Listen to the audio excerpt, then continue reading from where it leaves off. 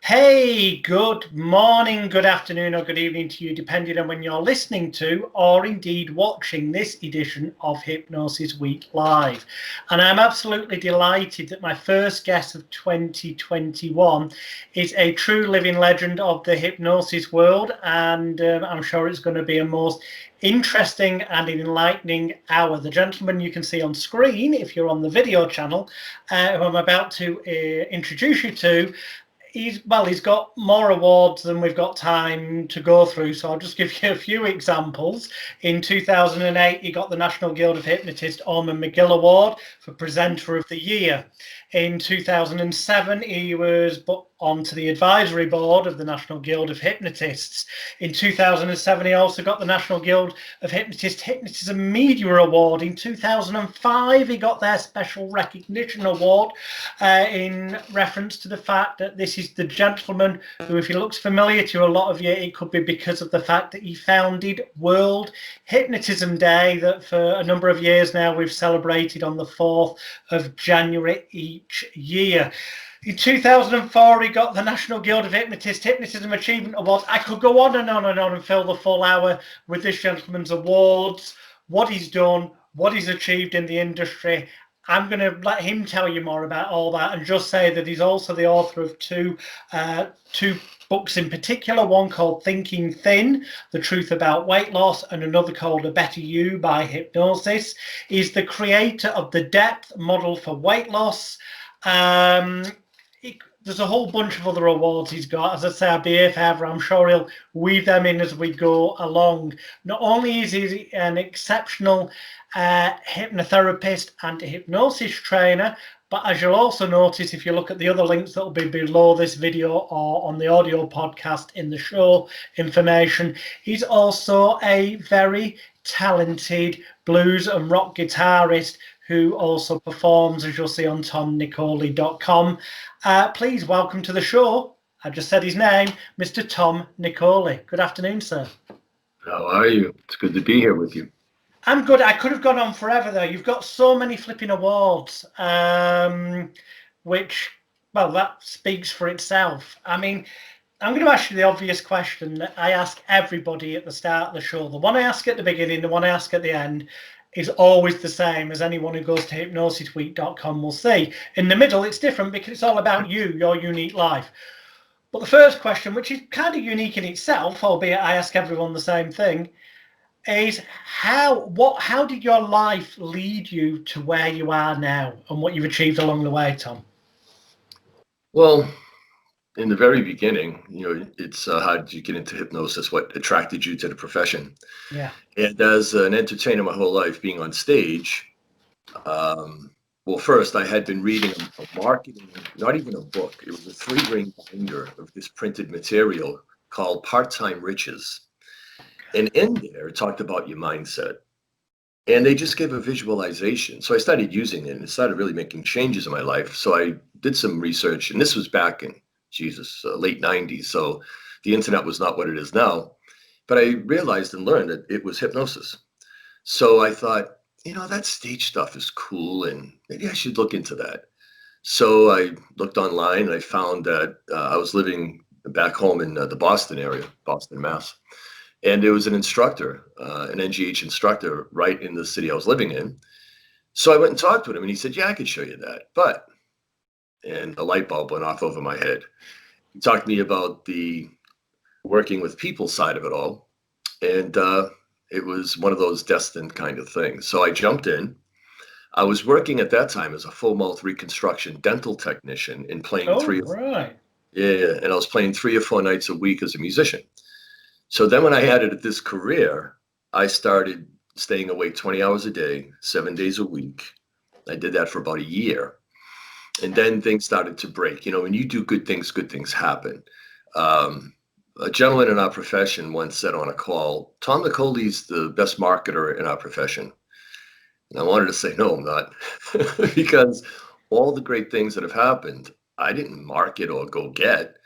I got an email from Harvard Medical School asking me to speak there 4 years into my career. I got a phone call from NBC, and it led to Dateline NBC national recognition, where my career just exploded. It was ridiculous. So all these great things that have come along, Shape magazine, I mean, it just went on and on and on and on. Forbes magazine, it was an avalanche, actually. So all of it comes to me. And at that time, I didn't realize that I was actually in the law of attraction. I mean, we always are, but I mean, I was activating it in a positive way because I was determined. I was in total belief. And once my ex had said, "So what are you doing?" And I used to study at night and do work at night. So I figured once my son was in bed, because he was really young then, he's 29 now. I had till about midnight, and then I'll get to bed, and I'd stay up later and later. So that's why 20-hour days were happening.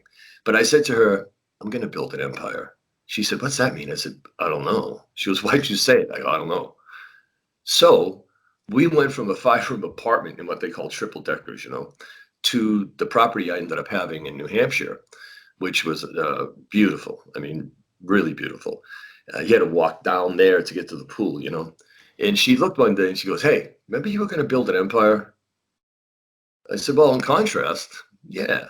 And things have gotten even, more progressive, but I still wait to do whatever it is that will astound me. So it's been a beautiful, wonderful journey. It's had its challenges. I mean, I've had some personal challenges that were ridiculous, but I apply what we share with our clients. I walk my talk. So like when I fell on a wine glass at home and took out my left eye, I just said, "But left side, I'll have more vision." It goes on and on and on and on.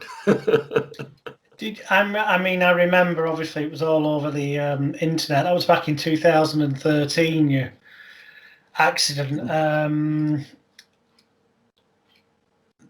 I've got to ask the obvious question, because the people who'll be watching or listening to this, a large amount of them will be hypnotherapists already, or stage hypnotists, or involved in, I'll call it one of the talking mind therapies, because it's such a broad category.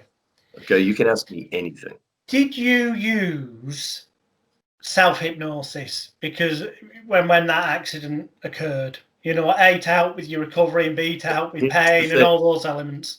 You don't close the door after the horse leaves the barn, right? So it wasn't this happened, now I'm applying what we teach. No, I use it all the time. So here's how it went. While I was at Mass General Hospital, and now it's like 2, 3, 4 in the morning, I don't know what it was. And finally, doctor said, "Look, we got to operate." I went, "Okay, my God, I was going through so much." And he said, "But I got to talk to you. You're not going to see out of that eye." He said, "But you can drive legally, and people fly planes." I said, "Well, that's great." He goes, "Why?" I said, "Because I can't fly a plane now."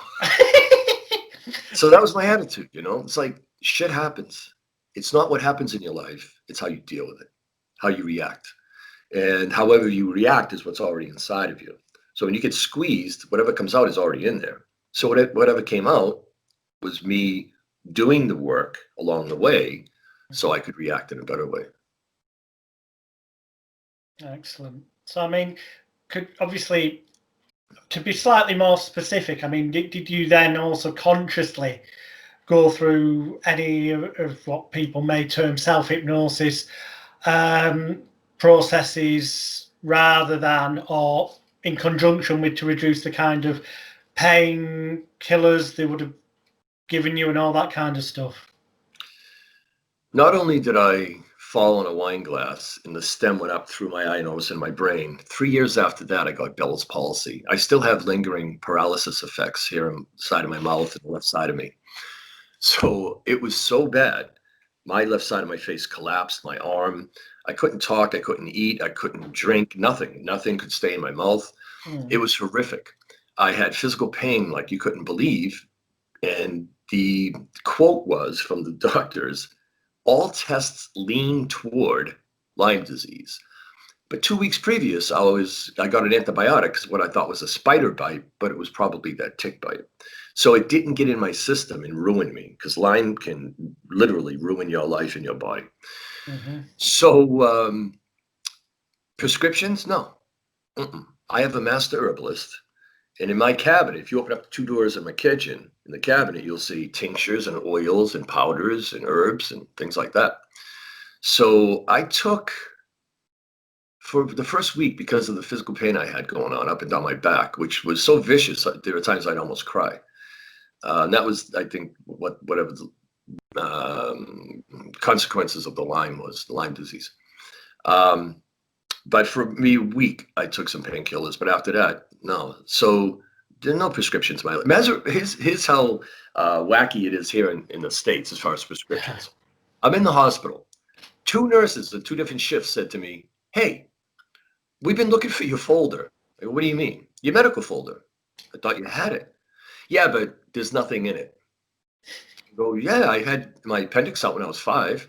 I've had, stitches on my chin and my ankle along the way, playing as a kid." She goes, "Yeah, but no doctor visits and no prescriptions." I go, "Well, you're not supposed to have them. You're supposed to live right. You don't need a brown bottle in your cabinet." I mean, they have their place, but come on, it's ridiculous, right? So the earth has everything that we need to heal. We just need to find out what it is. So that's the course of action I take. Okay, cool. I mean, this is going to sound a bit, perhaps, I'm not, there's no trick questions here. I'm just literally verbalizing things that people might think. Yeah. And I think it's refreshing what you've just said, because I couldn't agree with you more. Something that's natural is always going to be better than something that's chemically manufactured, without a doubt. But in essence, that answer also that you just gave also indicates that you didn't, how can I put it? I'm not going to name names, but I've done similar, because people have to work out for themselves. But there are some people who, when asked that question, would immediately go, "Oh yes, I used this self-hypnosis process and I felt no discomfort, no pain whatsoever." I like the fact that you've been honest with us there, that there are situations where just running some mental program ain't going to help on its own. That's right. That's right. Like So, I tell, hats off to you, sir. Well, on one of the news stations, once I had that national claim to fame, every news station in the Boston area came and covered me, right? And it was a clip they played a lot. And I was sitting at my desk and I looked at the camera. I said, "Hypnosis is magical, but it's not magic. It's not the only thing or the thing that will help in, I don't like the word cure, but relieve all. Mm-hmm. It's a tool, but it's used in complement with other things." But my attitude is natural. So mind and earth. I mean, when this thing was all developed, nothing was missing. Nothing. We just need to find out what and where. And your body can't process what's synthetic. All you processes is what's natural, just like in food, right? Processed edible products are what most people are eating. They're not eating food, because food is something that was once alive. And it's the same thing in your medicine. And food is your first medicine. So like when I had the paralysis, I got clean. I mean, real clean. Cleaner than I've ever been in everything that I put in my body. And then your body will do miraculous things. But yeah, hypnosis isn't the thing. And I can't stand when people in our profession do that stuff. Like, "Hey, come on in, we're in one session, we'll take care of that." Like, that's bullshit. Don't even, profess that stuff. I mean, let's be honest. I'm on a fine line now. I agree with you definitely from the point of view that we can't claim it's a be all and end all for everything. Right. As I say, I take my hat off to you that you're honest and out there, that there was other stuff you used other than just mind power in terms of controlling the pain when you went through that. And obviously in those situations, couldn't agree with you more. Over here, Law, there's a fine line between the two. There's the element of, we don't want to be giving, or at least I don't think we should be giving, any element of doubt or negative suggestions to potential clients. Mm-hmm. Now, no, there's that line in the middle, but over here, I think giving them the perception that, not always, but the majority of the time, the majority of people, all other things being equal, that you will be able to achieve that phobia cure or getting rid of X, Y, or Z in one session, so that it actually leaves that mental possibility open to them. but accepting the fact that that may not be the case for everyone. That's my kind of comfort zone. That's just being reasonable and honest, isn't it? Like when people say, oh, 100% stops working program or 100% anything, I'm immediately skeptical. Immediately. 100%, really. Never doesn't go right. Come on. So predominantly, the majority of the time, yeah, absolutely. But on the other hand, anyone who's coming in for the right reasons and are willing and open to really do some work, everyone benefits to some degree. But it isn't the thing that will do everything. That's a key thing you've just said there. I think it's, to me personally, I think it's by far the most important key to anything we do as hypnotherapists, mind therapists, to better mind, whatever name, when it's involving this bit, the personal neck-top computer, as it were, is that the client needs to be in the right state of mind when they book the session and when they come and see you. What over your illustrious career have you found to be the best ways? I mean, I can flippantly just say, if you advertise in the right manner, that's going to get them in the right state of mind before they come to you. But everyone has different ways of doing that. If you have your office in a certain manner, it can put them in the sense they're in the right atmosphere of a professional who knows what they're doing. But again, different people have different ways of doing that because, you know, I'm sat here right now in a t-shirt. You're sat very smartly in a jacket. Now, there are times when I'll wear a jacket and shirt if I go into a corporate company, but for therapy clients, generally, I do the more the life coachy, normal person on the street. Look, different people have different approaches. What's worked best for you over the years to get them in that right zone that success is more likely guaranteed? It's not one thing. There's a variety of things that come together to create the whole, right? All the parts. So the professional image, ethical, some validity. See, the beauty of my career is that once I got national recognition, I was already validated. You know, like somebody who worked on my staff said, you know, we have to do consultation still. You don't ever have to do a consultation again because people already know they want to work with you. So I had to start screening people out who I shouldn't have been working with, which I didn't do at first. And I learned along the way, you don't just accept everybody. That's a desperate attitude. And it's just not the right way. So it's a combination of different things, right? But at the bottom line, even though you want to step it up a bit, you still got to be you. Because one day you'll show up and they won't know who the hell you are. So, I mean, you know, I have a little street attitude and that's okay. Like one person who from St. Louis who contacted me, a hypnotist, who I coach hypnotists to really explode their careers. And I said, so why me? She goes, I need your no bullshit attitude. I said, okay, then come on board. So it's not one thing. It's being you, presenting yourself as a professional. I mean, when people walk in, of course, immediately they're going to have a response. So, you know, what's the environment? What are you creating? But it's this bit, right? It's whatever's going on between you and that person. As long as you present yourself properly and you ask the right questions to find out if they're there for the right reasons, you'll be all right. You know, when somebody says, well, my wife said I should come, you need to go home. And you, I mean, I know I have, and it sounds as though you have as well. Are the times when you've ended up with on the phone, maybe it sounded okay, and then when they've got there, you've ended up saying, not a good idea, off you pop? Yeah, how I do that, because people say, oh, no, I want to work with you. They were referred or they saw me somewhere online or on TV or whatever.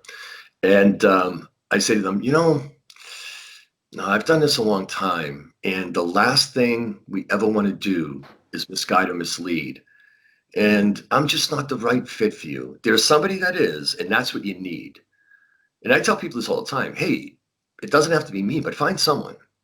So what I do is I let them off gently. Then when they're gone, I just, you know, like, thank God that's not happening.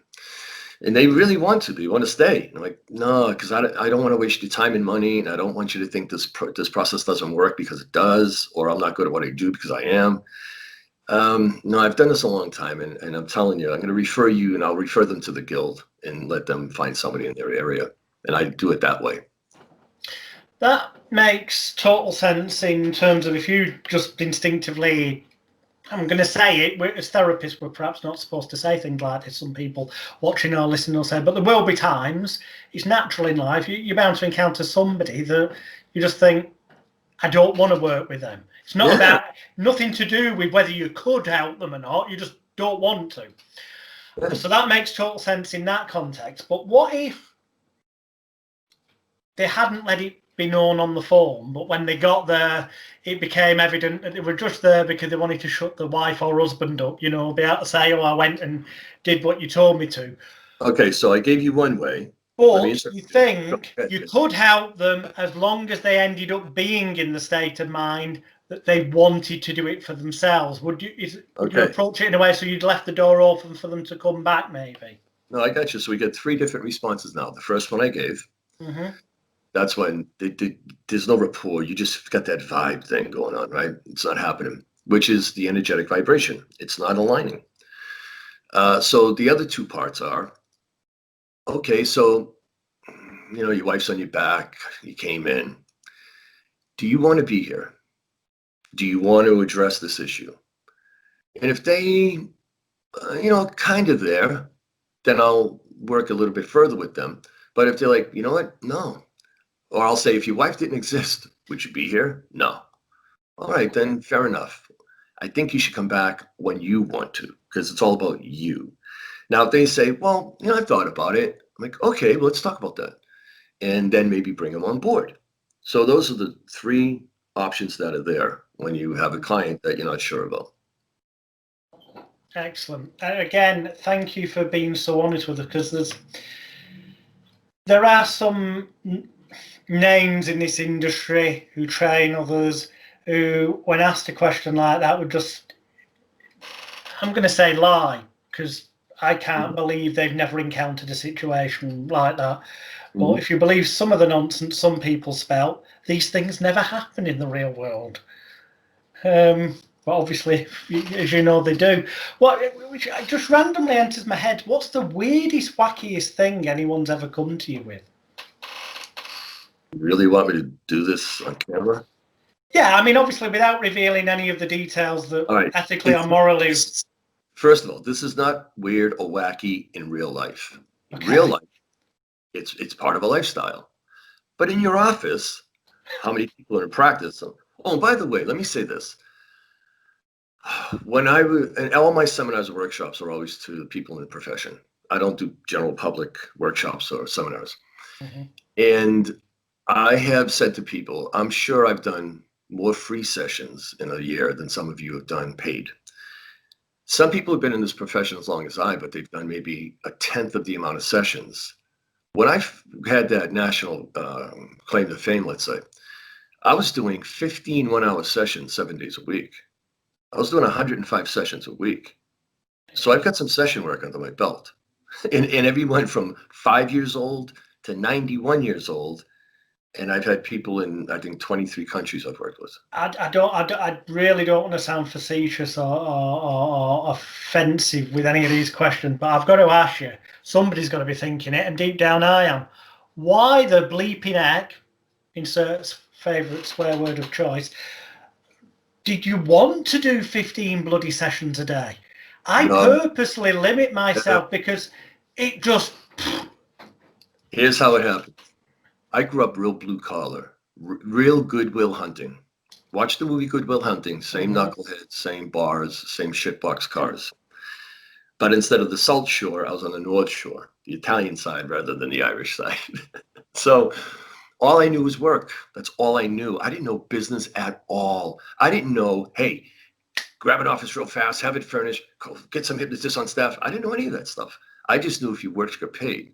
So I just had a busier job, and I worked for a different person, Then eventually, that started to ease. I added some people on staff. I had a admin person, office manager, and I, worked toward it. But when I was on, I didn't know what was going to happen. Matter of fact, I wasn't going to do it because they weren't going to pay me.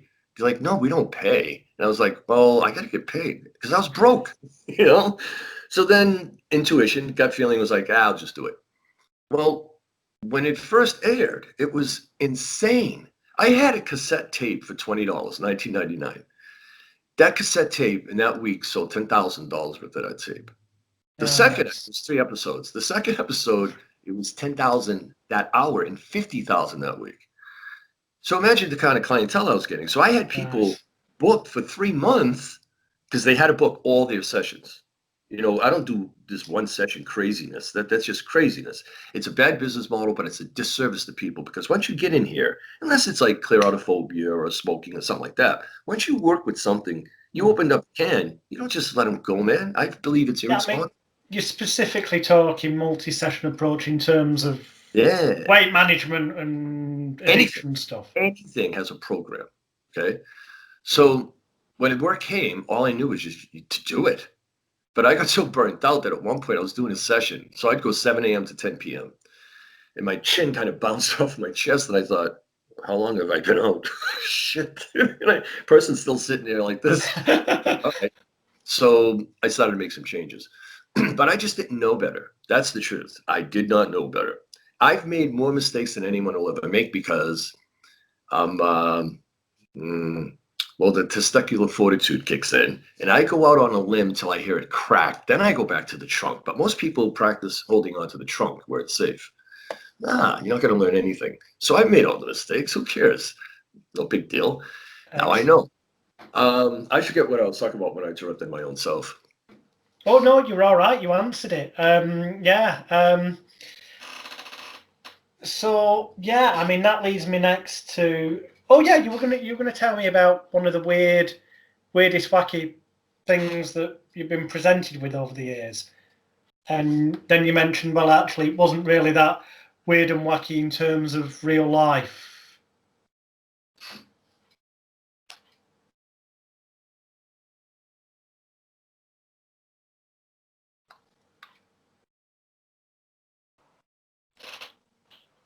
Well, that's seamless edit there. It won't be seamless. That's why I'm making a point of mentioning it verbally so you don't all email in going, that picture jumped or the audio sounded. The joys of modern technology. But just before that wonderful seamless edit, Tom had been telling us some great advice, but leading up to answering my question about what's the wackiest thing you've had in terms of clients coming through your consulting room door, and you said, well, it's not actually that wacky in the real world, but it is. And then we went off on all different segues. So the wacky clients. All right, so I wouldn't say wacky. I would just say out of the ordinary, unusual, right? Where a gentleman called me, asked me. Now, there's a lesson in here, okay? If I could help him through hypnosis enjoy the taste of sperm because his boyfriend wants him to swallow. Okay. Okay. So my question was, if it's not something you actually enjoy, why force, the issue? Maybe we want to look at your inability to stand up for yourself with enough confidence and self-esteem. And just work it out that, that's just not something that's going to happen or just something I don't enjoy. So I'm not going to force it. It didn't end up becoming a client, but it was just something he never thought about. And I think I just put a little suggestion in there for him to maybe contemplate what's up in that area.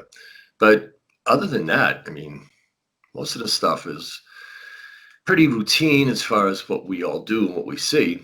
And isn't it peculiar when people come in and go, well, I don't know if anyone ever told you this. Like, yeah, the last 1,000 people. So that was probably the only thing that stood out. What do you enjoy dealing with most then? Pardon?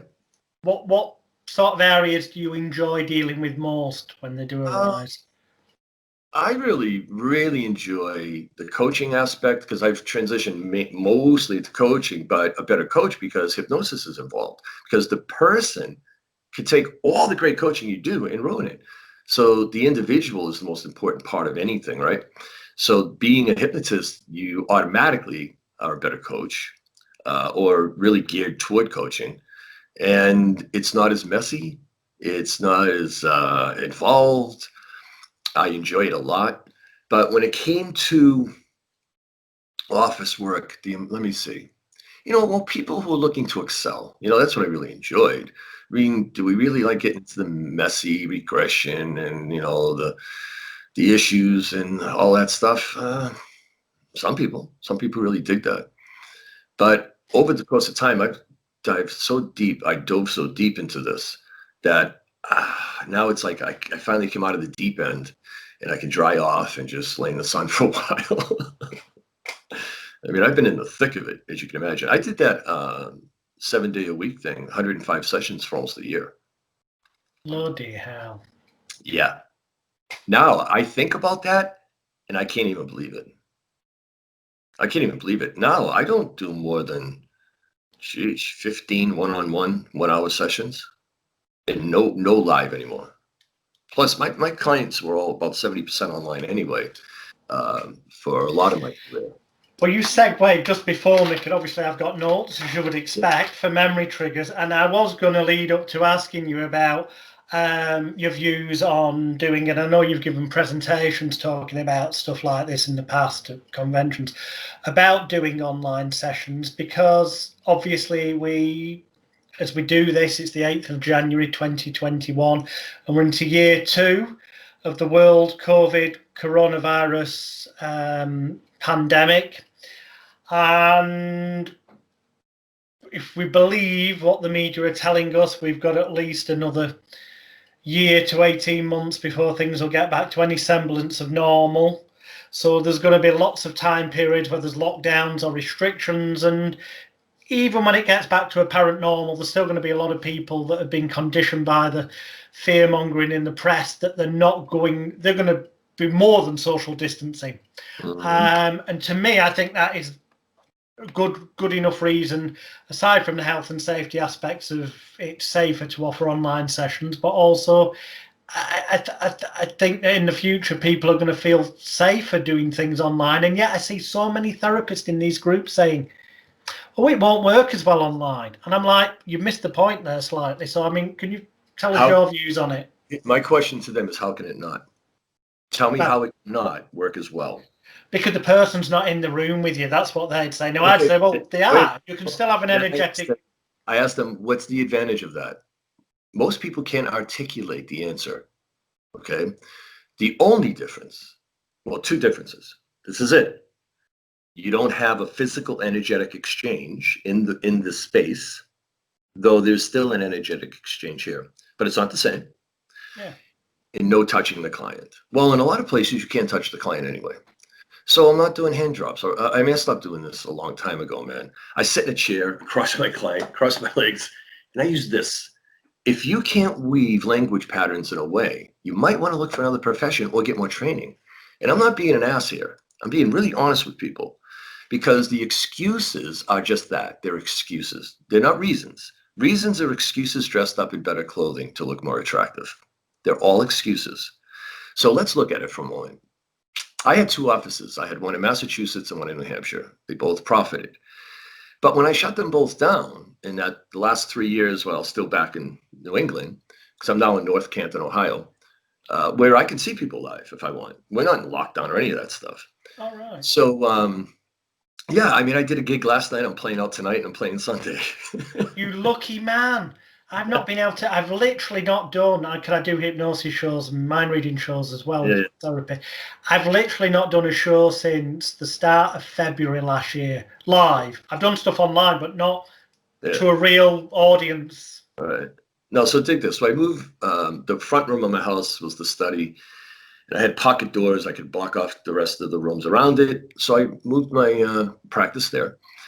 And again, about 70% of the people were online. I had people, in different countries and such, down the States. So I closed those 2 offices and immediately I put $30,000 a year in my pocket. So do you want your office, the insurance, the liability, the overhead, the commute, or do you want to walk from that room into here? So this is your office. Do you want to market to the people who could drive to you? Now, I've had people drive 3 hours each way to do a 1-hour session. So 7 hours out of the day to come do a session with me weekly. I've had people fly in from other countries even, or fly me to places. Do you want to just end that commute and that time? So I joke with my clients, though it's an indirect suggestion, that you don't have to get dressed, you don't have to get in the car, you don't have to deal with the traffic and the stress and the gas and the time. I should be charging you more for these sessions, for the convenience factor. So if you really know what this process is, what hypnosis is, influence, persuasion, power of suggestion, and you know how to craft and weave words and language with tone matching what you're saying and pacing, you'll get the results. How many people get results with audio recordings? How come that works? So there is no argument that you can ever place in front of me that is ever going to say, no, you should absolutely do live too. And I can take this to the beach and do sessions all day. Come on. Nice. I couldn't agree with you more, Tom. Now, I'm not sure whether I think, well, it doesn't matter whether you agree with me or not, because that's not what this is about. It's about an open floor. But I suspect you might, to some degree, based on what you just said. And that is the other hot potato that you see therapists talking about well, if they spent less time on such discussions in social media groups, then perhaps they would have more clients. But hey-oh.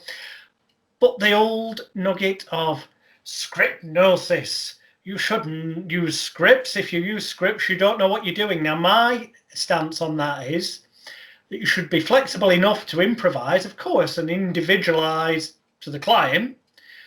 But your structure, which at the end of the day, I would argue is therefore a script, if it's a structure, for something that you know works because you've honed it over years and sessions to be fine-tuned, is arguably therefore a script. And that actually having a script to the point that you've got every word right, every pause right, voice tones right, the embedded commands, whether it's through voice tones or pauses, is right. Every possible element of word weaving, so to speak. I would argue that to not have a script, albeit it may be through time being tweaked, obviously, is potentially a sign of incompetency, because you're not doing the best you could for your client, because by honing it, you're making sure that every laser missile technique you've put in there is in at the right time. What are your thoughts on that? Okay, you ready? Yeah.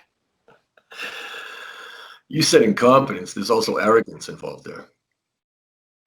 Though I teach my students how to read a client's landscape and how to weave that into whatever they're going to do, anyone who says that, I want to know how they started.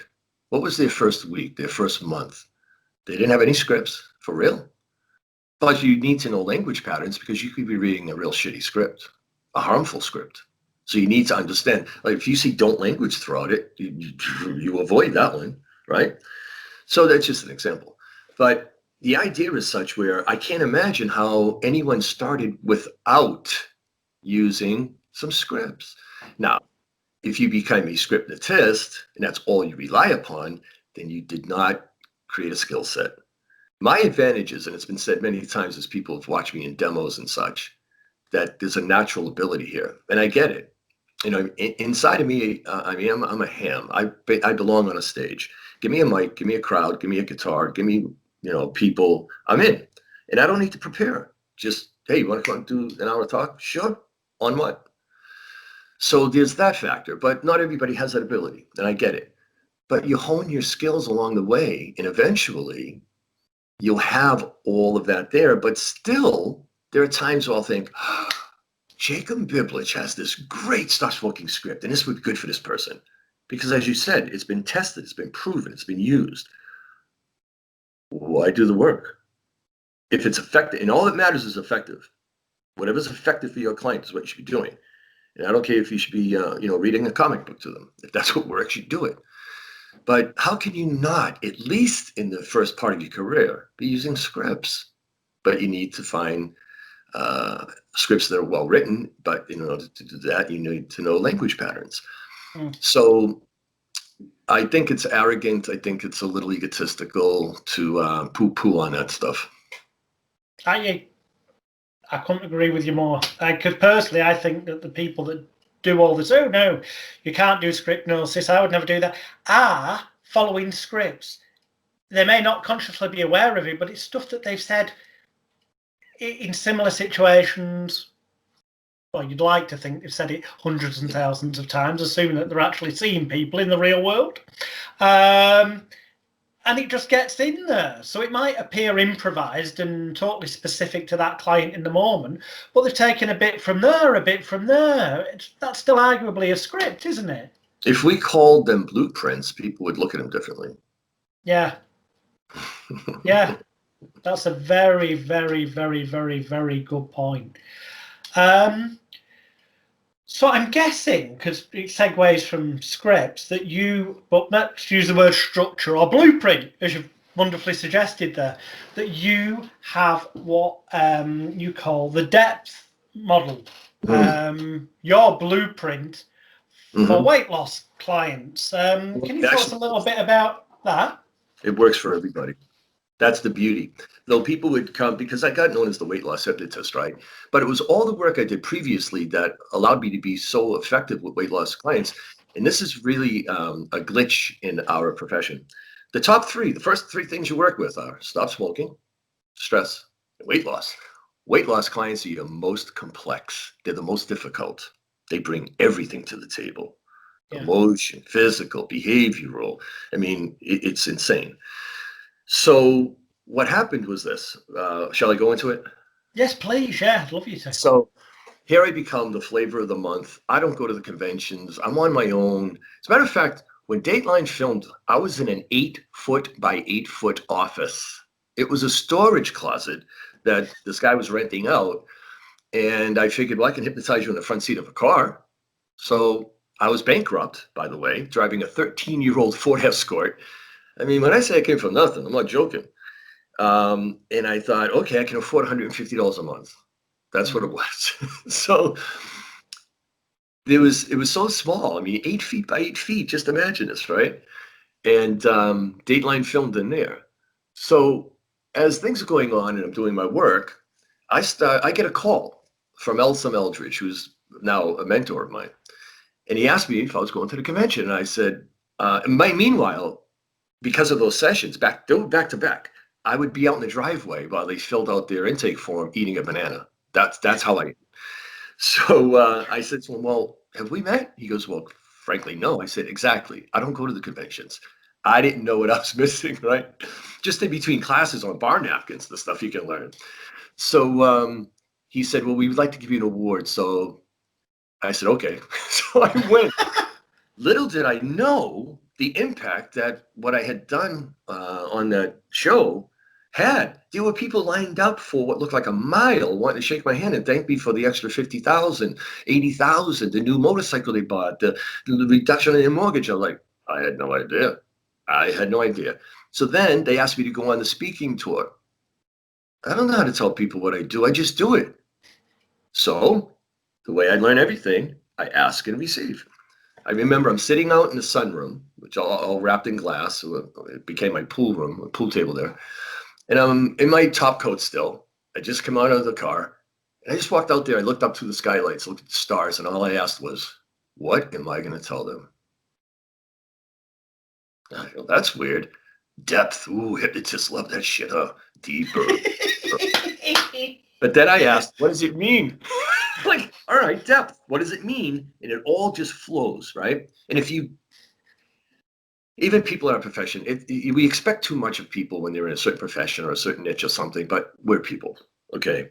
So when we adopt this lifestyle and realize you don't know, but step back and interact with the brilliance that breeds you, you'll be led way better, way smarter. So it all flowed. And here's how it works. It's denial, emotional pain, truth, and honesty. Okay. I'm not a nutritionist, nor do I play one on TV. So I don't talk about nutrition. All I say is eat from the earth as long as Monsanto didn't touch it. So it works from the inside out. People have emotional pain, no matter what their issue. Okay. Mm-hmm. And after a while, they stop the denial, the rationalizing and justifying. Then they become truthful and honest. If they're not, we need to get them truthful and honest. So you get emotional pain, then they try to do something about it with force and willpower, conscious thought, bloop, error, doesn't work. So they go back to the denial, the D, and they stop rationalizing, justifying. And this thing just goes around and around and around and around. But once we get in there and we get them honest, because you can't be aware unless you're open and honest and truthful, or truthful and honest, then we can start working on this stuff and we remove that rationalizing and justifying and all of this. So there are different components, obviously, that go along with the DEPTH part. And it's everything from, old triggers, new triggers, maybe regression involved in there, always confidence and self-esteem, and it goes on and on. But it can be used with any client whatsoever. As a matter of fact, there's I got something out there now. The producer for my show became a client, and she said, "I don't understand this. I listened to one of your audios. It had nothing to do with weight loss, and I lost weight." I go, "I bet it was remove emotional clutter." She goes, "Yeah." I was teaching in St. Louis, and I was talking about marketing, and I said, "Oh, by the way, I'm supposed to be this weight loss hypnotist. You want the biggest tip ever?" "Yep. You help your client release emotional weight, their physical weight will go. Your body matches you energetically. So if you're carrying a lot of weight emotionally, you'll carry weight. It will line up." So we say, that was heavy on my mind. I carried that forever. It weighed so heavy on me, right? Well, the body matches. So when you help people release their emotional weight, things start to shift and change physically. And that's where I begin. And then it just goes on and on and on from there. There's a lot of synchronicity with what you've just explained, and the kind of way I'm not saying it's identical, but synchronicity with some of the way I explain how therapy really works when it works. And what I say, and I'd like your thoughts, because I think it's similar but different words. So it's like, is that, imagine we've got a client, John. John comes along and John gets up one morning. He decides, that's it, I'm not going to take cocaine anymore. And he doesn't touch it. And after a day or two, he's not really thinking about it that much. He's not really feeling any withdrawal symptoms, but he bumps into some friends and family members who've known him all his life, and they go, "Well, John, you're looking better. Have you stopped? Have you got off the drugs?" And he says, "Well, yeah, I have." And they say, "Well, how did you do that, John?" "Well, I just woke up a couple of days ago and decided that was enough. I'm not doing it anymore." And they turn around to John and in this example and go, "Well, you're a bloody idiot, aren't you? If it's that easy, why didn't you do it sooner, you idiot?" So he goes away feeling a bit battered and bruised, emotional pain.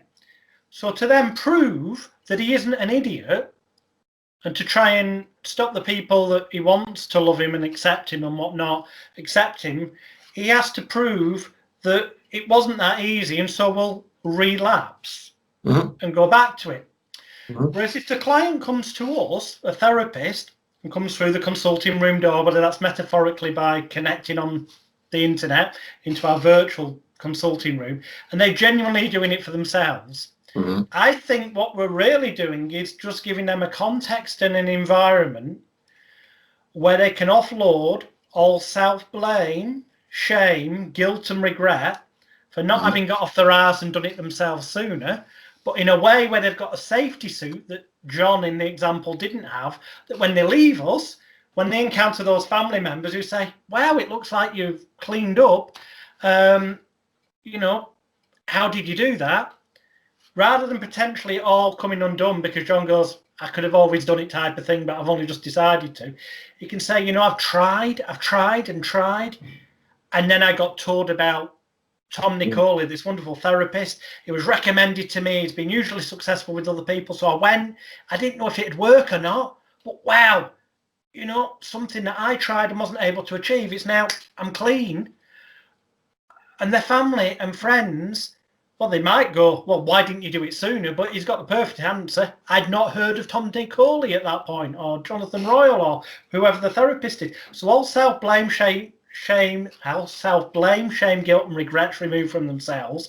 They've got this safety shield almost, and the people around them that they want to be accepted by again as they knew them or back as the person they were before, can't undo it because they're not to blame. Sure, that's definitely part of all the work we do and what could happen with a client. I use this phrase a lot, and I share it with my clients. For whatever reason or reasons far beyond my conscious comprehension, that's how it went. I don't know why I didn't stop sooner. Maybe I wasn't ready. I have no idea. But this is when I stopped. Like people say, well, when does the change happen? I go, it's not going to sound sarcastic, but change happens the moment it happens. And we don't help anybody really change. They do. We just, here's what I tell people. You're the car and you're the driver. You are lost. Because you're out here. You need to get in here and you don't know how to navigate. I'm the GPS. I could say, take a left, take a deep breath. And you're like, nope. Okay, fine. So we have a role, but they're the ones that still do it ultimately. And some people need a reason why, or they need, well, I did this and that's why. Some people don't. I tell my client, I mean, look, this is just the way it is. We're all adults here. Whoever's watching, put the kids away. I say, you need to go however it's right to do it with those people and tell them to fuck off. That's all there is to it. Mind your business. This is my deal. You go do you. And I also tell them the people who talk are going to talk no matter what. So they talked about you when they thought you were shit. Now they're talking about you because you think you're something. I go, they're going to talk no matter what you do. So avoid them. And the people who don't talk, don't talk. They're like, hey, if that's what he wants to do, let him do it. Hey, good for him for doing that. There's a lot involved there. Have you seen that clip? Yeah, I'm sure you have. Bob Newhart, isn't it? Oh, yeah. Stop it. It's beautiful. Well, that's pattern interruption. When I do trainings, I say, this is the greatest example of pattern interruption you'll ever see. She's talking all about it. He goes, stop it. What? Pattern interrupt. If you're watching or listening to this and you've not seen it, go on YouTube, type in Bob Newhart, stop it, and it will come up. It's a therapist in the office, and well, it's a riot. It's a comedy sketch, but I show it to people as well because I think that's a very you just said there's pattern interrupts in there, but there's a lot more as well going on in there, isn't there? Oh yeah. Well, when she says my mother, oh, we don't go there. Well, my astrologer, so we definitely don't go there. Go watch it, folks. Yeah. Oh, brilliant. So tell us a bit about your books, because obviously people underneath this video or underneath the audio podcast symbol where they listen to it will be your website links and whatnot, and also they can go onto Amazon and type in your name, Tom Nicoli, and they'll find your books and your audio CD programs. But then on your website, the other one, mastervisionary.com, that's your podcast, actually. That is, I think, my coaching. Your coaching, and then there'll be another. You'll have to remind me which the other link is, but I know you've got your training programs as well that people can go and look into.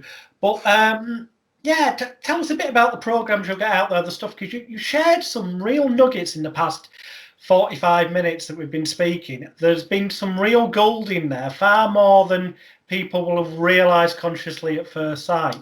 But I've just sat here thinking, wow, I can't believe Tom's been that honest and up front. I thank you so much for that. Why would it be anything but? Everyone should just be honest. Jeez. Yeah, but there's so many people in this industry that would not admit that they needed something else other than just mind power alone to deal with pain when an accident happened, for example. Hey, let me share this about being who you are and not caring, okay? I met one of William Mitchell, Reverend William Mitchell, who I've actually coached, and he runs the Heartland Hypnosis Conference. A wonderful guy. So he's doing a talk on the wow factor. You want to get a wow factor, right? So I must have had a moment in memory lapse, but he's talking about the ISE and the ISE, and I'm looking around going, all right. He says, oh, Tom, you all know Tom Nicoli? I hate to interrupt you, man. I said, but what's the ISE? And he looked at me and he went, do you not know? Or do you think people don't know, so you're asking? I said, look, as much as I love all of you, I don't care. I don't know. So he told me, initial sensitizing event. I went, oh, yeah. I said, thank you. I'm sorry to interrupt. On the way out, a woman said to me, "You really knew, huh?" I'm like, "No, I didn't know. I forgot." So you still want to, match session work with me and all that? Be honest, be open. It's okay. It's okay not to know, and it's okay to tell the truth, man. Yeah, Jeez, everything would be so much better if we did. it certainly would. It certainly would. Why do you think? Is there a reason why you never? I mean, I don't know. You may have done that. I'm not aware of. Why you didn't do any stage hypnosis? Because obviously Oh, I there's a have. before. You have done. Oh, right. Okay. All right, so back in the early day, in 1999, I got certified. Um, I I got a call from no, it was a client who said, "Hey, there's this church who's having an event, and it's all high school kids. And do you do stage hypnosis?" And I went, "Sure, we could do that." I got 6 video cassettes of 6 different hypnotists doing stage shows, and I went, "Oh, there's a theme here. Uh-huh. The structure here." That's how I learned. I went out and I did it, and it was crushed it. It was great. But the universe works, man. They gave me high school kids. Well, yeah, that So couldn't be easier. and I had a blast, right? So then I did another show, and then I hadn't done a show for like 12 years. I only did a couple. So I went down to Heartland Hypnosis Conference, and William Mitchell has a lot of stage hypnotists there, and he has shows post graduation shows, But this was in Illinois, so he says, "Want to do a couple of shows?" I said, "Dude, it's been 12 years." He goes, "You're a great hypnotist. You're great on stage." I went, "All right." Where we did the shows, these were seniors in high school, right? Graduating, getting off to college, university. Mm-hmm. The towns were so small. The population was 500 people. There were 38 people in one show and 36, the whole graduating class, not in the show, the whole graduating class, 38. Right. The other one's 36 people, and both those shows went great. And I haven't done a show since. You see, I disagree with you. This is where I was going to lead to if you hadn't done shows. I was trying to use it as a clever segue into confronting you with my next question, but then you kind of derailed me because you have actually done some shows. I was going to say, I would argue that all good hypnotherapists are effectively doing a show. It's just they're doing it to an audience of one person. Oh, right on. You're just not doing skits, but you're doing other things. And when you get on stage, the one thing it does, which I didn't need actually, quite honestly, is it will help your confidence factor, and it will give you a whole different perspective when you sit one-on-one with somebody. So I'm going to ask you, what do you think's going on stage? Because frankly, I don't think any stage hypnotist ever hypnotized anyone in their entire life. I believe it's all social compliance, and some of the people on stage do come to believe they've been hypnotized, because it's easier to psychologically resolve and rationalize why they ended up doing ridiculous things, but they've just got the excuse to make an idiot of themselves. And all the above. There's that. There's the compliance. There's the I want to fit in. There's the and then there's the legit people who truly, quote unquote, were hypnotized. Absolutely. It's all the above for sure. You see, if we go back to earlier on in the interview, right near the start, if people rewind, they'll hear you give a kind of an explanation of what hypnosis is. And some of the key points are that there's suggestion, conditioning. I'm going to focus on those 2 key things. And at the time when you mentioned it, it was kind of in the context of that it's not as such some special state or some magical thing. It's a common everyday occurrence, and this is what you want to show your clients, folks. Association and imagery is how it works. Associate regular life experiences to what we're doing, so they go, "Oh," instead of "This is so different." And so, have you ever been startled in a busy mall looking at something and what? Well, that was trance. Okay, so that's trance. That's light level trance. Have you ever bought anything because of an ad? You think advertising doesn't work? So it's influence, persuasion, power of suggestion while you're in a trance state. If your radio's on while you're driving, you downloaded all the lyrics. You didn't study them, you didn't memorize them, but you know them because you were an open hard drive. Subconscious is hard drive, right? Yeah. and you downloaded it all. So we're just going to do what happens all day long with intention. And they're like, oh, that's really what it boils down to in simplicity. Now you can get as all complex and all wordy and all terminology as you want. Like people will give me certain terms and I go, what's that? And they'll tell me, go, oh, I do that. I just didn't know there was a term for it. I didn't know there was some academic thing to it. Yeah. Results are all that matters, man. I don't give a crap what you're doing. You get results, you'll be all right. So what's your view on, and just to clarify the context of this, because obviously you yourself came up with DEPT as an acronym. It sounds great. It does genuinely explain the processes that are going on. It's great for marketing as well, because it sounds good. And that's wonderful. Nothing wrong with that. I've done exactly the same with complete mind therapy. CMT. It's fine when you've done something in the real world as you have, but we are in an industry where, God, Facebook, it's so easy for people to advertise now. Adverts pop up on Facebook. I won't mention names because I don't want them to potentially someone go and fall for the wonderful, slickly designed website that gives a false impression and get distracted from then going and actually doing some real research. You know, if people go and type in Tom Nicoli into Google and check out your history, they're going to see everything I said earlier is just the tip of the iceberg in terms of awards, achievements, experiences and all that.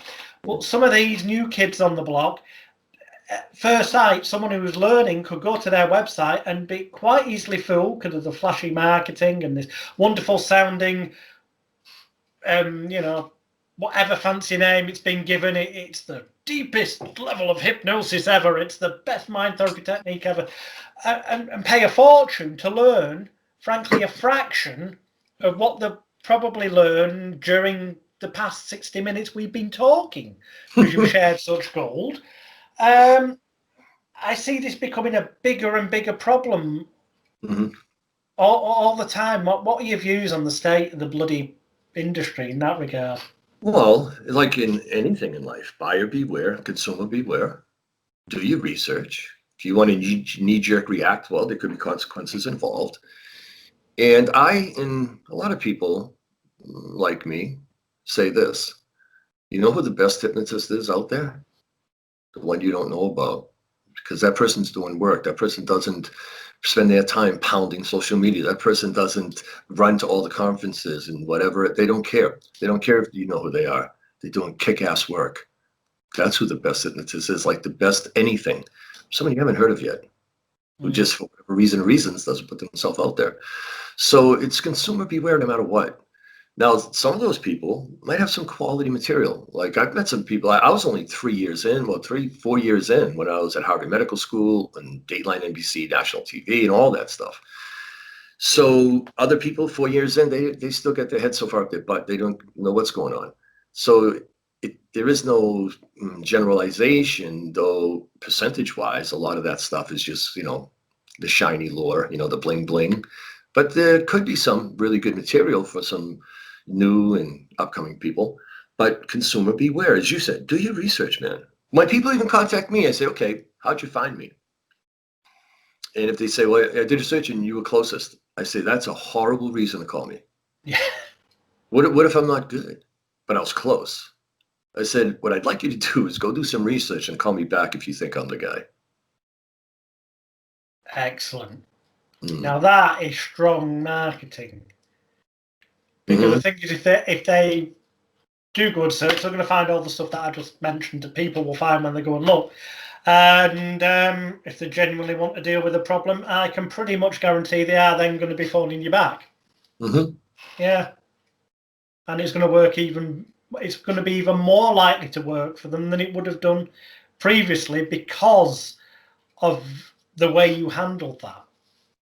Oh, yeah. See, when you have a certain persona, you're already ahead of the game. Like when people would come in to work with me, they were already kind of like, oh, here he is. That's guy's on TV. Oh, that's him. Like it's the greatest thing on my book. It says as seen on TV, you know, a little red thing with the white letters in it. And also my audio sessions. If people used my audio sessions first before they came in for their session, all I would do is walk up to them and say, "That's right." And as you focus on that spot, and they go, that's the voice, we're already ahead of the game. As Jerry Kine used to say, they watch my intake in a room on a TV, but it's on tape. Then they come in my office and go, "Oh, that's that guy that was on TV."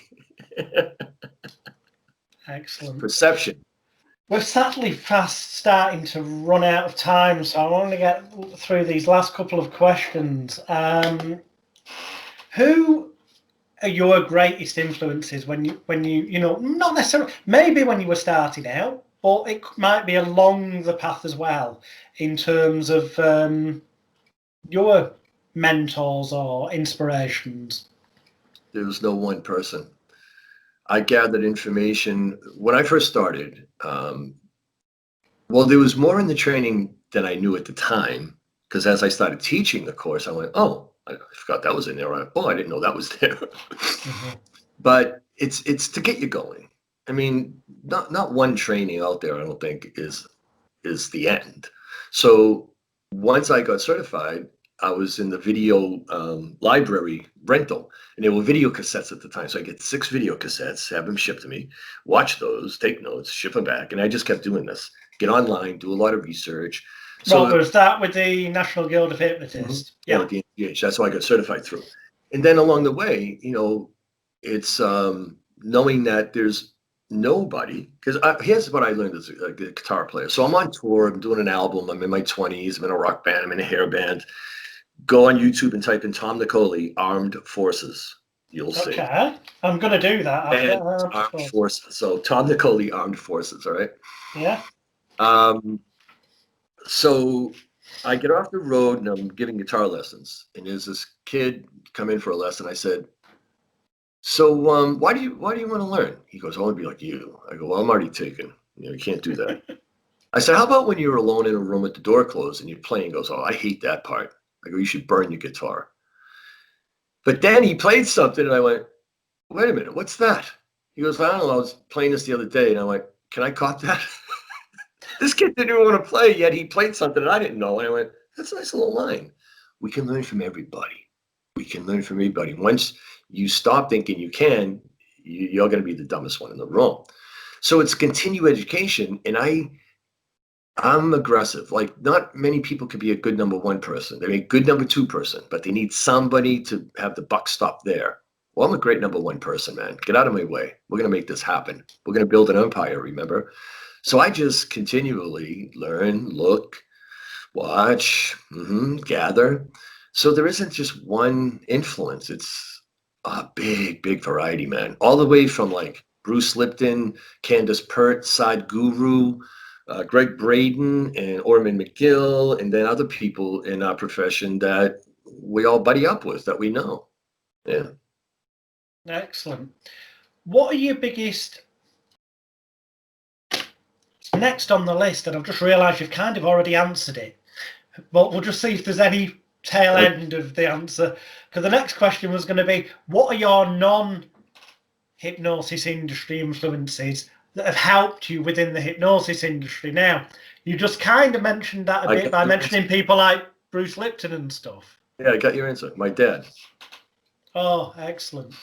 Because I heard, and I'm the oldest, right? And I grew up real blue collar, old school.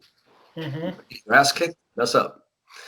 So, and my old man was tough, real tough. But he used to always say, "I'm not bringing up followers, I'm bringing up leaders." Why did I always like manage everywhere I worked or start a business or whatever? Why was I always the lead guy in the band? Power of suggestion. He was a great hypnotist and didn't know it. Also, the reason why World Hypnotism Day exists 16 years later is because I said it. Which was the next thing. That's where we were going to say. We'll talk about it, but nobody picked up on it. So I went, "Oh, crap. I have to do it." Why? Well, because I said it. That's integrity. That's my character. So my own man instilling solid character, honest, man of your word, work ethic. So I've learned to work smarter than harder, and be a leader. The lead dog sees the whole horizon and chooses where to go. Every dog behind him in a dog sled team sees the asshole in front of him. I'll take the lead position. Thank you. Nice. So go on, World Hypnotism Day, because I mean, Yeah. you know, it's been going for a number of years now. Tell us how it came about, how it's morphed. Because I found it 4th of January every year. I do something. Obviously not in the same manner this year as previously, because here in England, you know, we've been run a lockdown again and couldn't go in live public venues. But in previous years, I've done a free group therapy session. Sure. Perceptive free, because I sold event, them CDs at the end. Obviously, I made money at the back of the room. But it's been great. You know, if you type in World Hypnotism Day on the internet and go searching, people around the world have been able to get publicity out of it, clients, and all thanks to you coming up with it. So go on. Well, back to, man of my word. I'm reading on the NGH forum, a woman posted, the guilt is great, but you would think they would get you clients. I bit my tongue. I got all the swears out, all the cussing. And then I posted back. I wanted to say, you got a lot of balls. But what I wrote was, wouldn't it be great if we all got together instead of waiting for a society to catch up, like chiropractors and acupuncturists had to, and we told the people in a wave of exposure the truth and benefits as we remove the myths and misconceptions, like the Great American Smokeout, where that one day it's the biggest thing that's focused on. So people are like, oh my God, what a great idea. How come nobody else come up with this? And, you know, Jerry Kine's calling me, and I called Dwight Damon, and I'm like, so Doc, he goes, great idea, Tom, but we can't do it. We're too busy. I'm like, oh man. So I funded it. My tech guy did all the work. I called, it was Sean Brookhouse, me, and Elsa Eldridge on a call one night, late at night. And I started putting together a list of people around the world to contact to be the lead in that country. And since then, people in 22 countries have held low-cost and no-cost events promoting hypnotism on World Hypnotism Day, on that day or throughout the month. And we have now over 50 proclamations from mayors, lieutenant governors, and governors in the North America, and Canada, and the States proclaiming January 4th World Hypnotism Day. Nice. It's become a national event, or global event, actually. Well, yeah, definitely global. I mean, yeah, because I mean, there's people I know all over Europe, and as you go on the internet, well, basically worldwide. I mean, it's an amazing achievement and an amazing idea. So I mean, on behalf of all the people out there, thank you. You know, it's like, why haven't people done this? Let's tell people what's up. Let's not wait for them to catch up. Let's let them know the truths, man. And this is how we'll do it.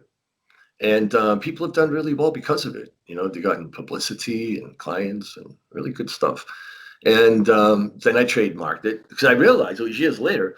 I go, wait a minute, this thing's still hanging out there. I better protect it. And then there were some people who were attitude such where they thought that I was a bit arrogant for doing that. What? My idea, my money, my tech guy. I got the trademark to protect it so somebody who wasn't ethical could take it and then do whatever they wanted with it. My God, you're welcome. Well, it doesn't surprise me, sadly. A sick mind fraud said there's nobody needs more help than most bloody therapists who are searching for answers to their own problems. Yeah. Well, you know what, Tom? The past, a bit longer, past hour and 15 minutes has gone, it's just gone like that.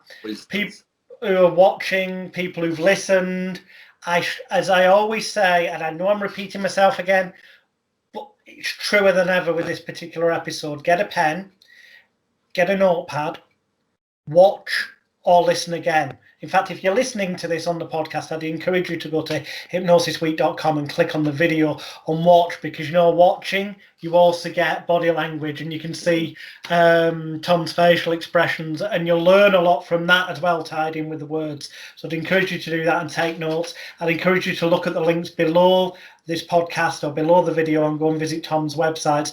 Can you just tell us which one? I know that TomNicoli.com is all about your musical talents.